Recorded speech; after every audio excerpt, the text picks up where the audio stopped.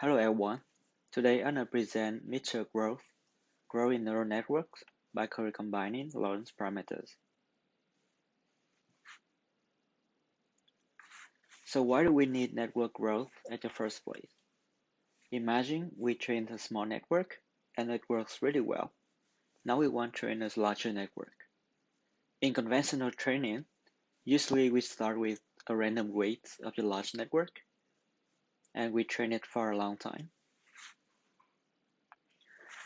So this will take a lot of resources and very long training time. In network growth, we can reduce the small network and we grow it into a larger network. So doing so can help us to reduce the training time and also save a lot of resources.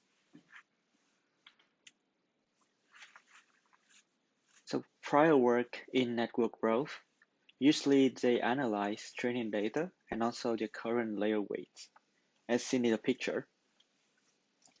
So this will be used as the input for the weight generator, and the weight generator will generate the weight for your network. So we can see here we have two types of different weights.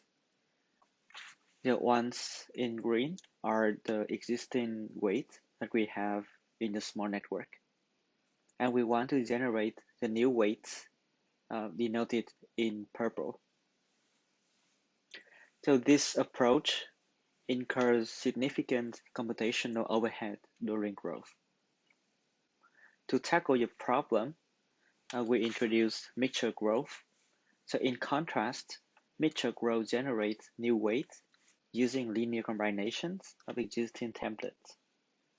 So as in the picture below, the input for weight generator is linear coefficient and the shared parameter template.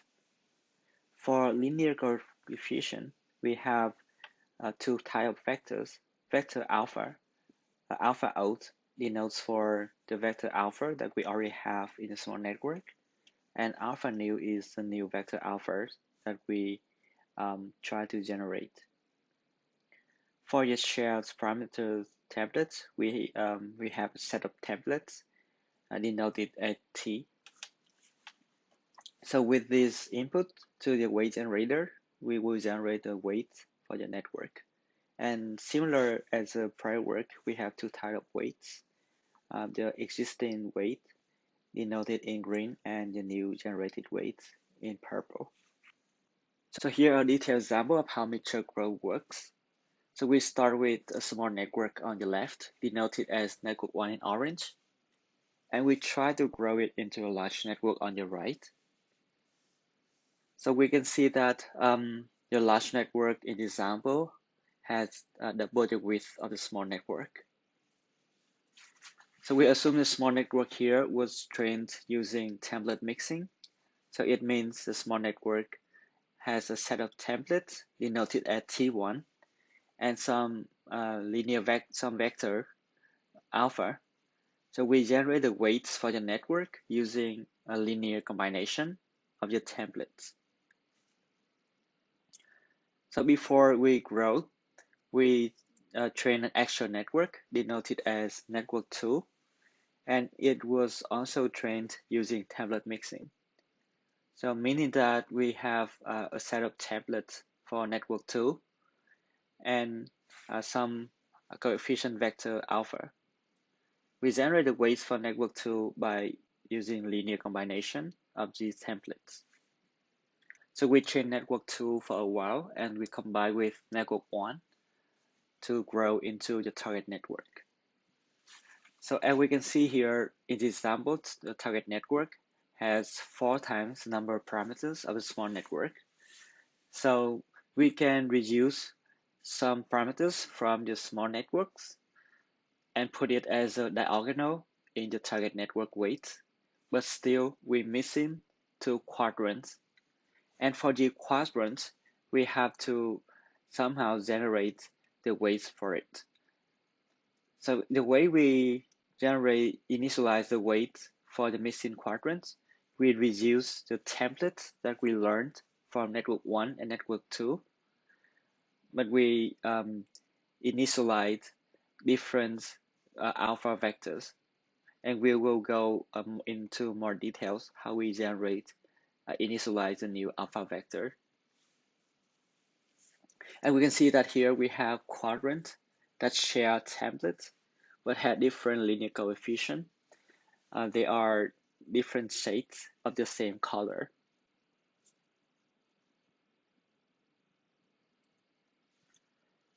To evaluate the effectiveness of our method, we compare with different baseline models.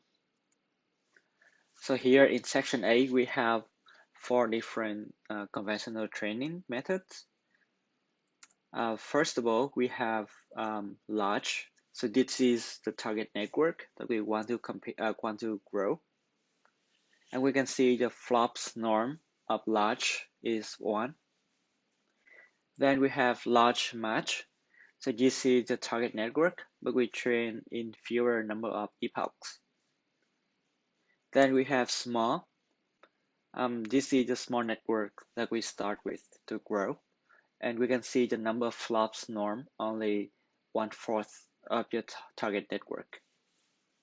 And lastly, we have a small match. So this is a small network, but we train longer. So here we have 4 different baselines in network growth methods: random, net-to-net, firefly, and grabmax. And the last 2 rows are our method.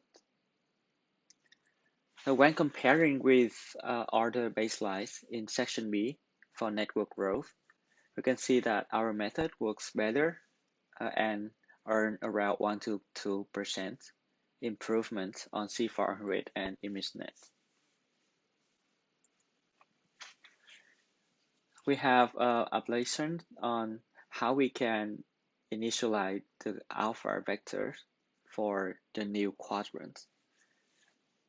So recall that when we grow into large network, we're still missing some quadrants, and when we can reduce the templates, we have to think about a way to generate to initialize the coefficient vector. And if we just simply copy the coefficients from existing models that we trained from the small networks, we see that the performance is not very good. So if we encourage more diversity in the coefficients, like using random coefficient, or even better, we can use orthogonal coefficient initialization, we can have a much better result. Here another application on growing methods by flops. So we can see that on top we have a dashed line. It represents for target network. And we have the purple line. It presents for our method. So with only 0.35 flops, our method can match the target network. And it outperforms other network growth baselines. Another research question that we investigated is when we should stop training the second network to train the full model. So the first column represents an extreme case when we don't train second network at all. So it means we grow directly from the first network. And the last column represents the case we fully train the second network before growth. So this represents the trade-off, how much flops we should spend for the second network and how much flop we should spend for a fully grown network.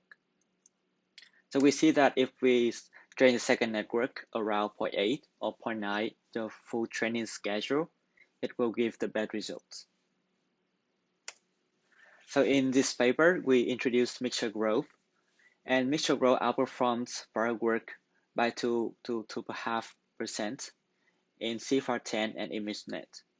And we analyze its performance regarding growth points, learn features, and fusing two models versus growing from single model. Thank you for watching.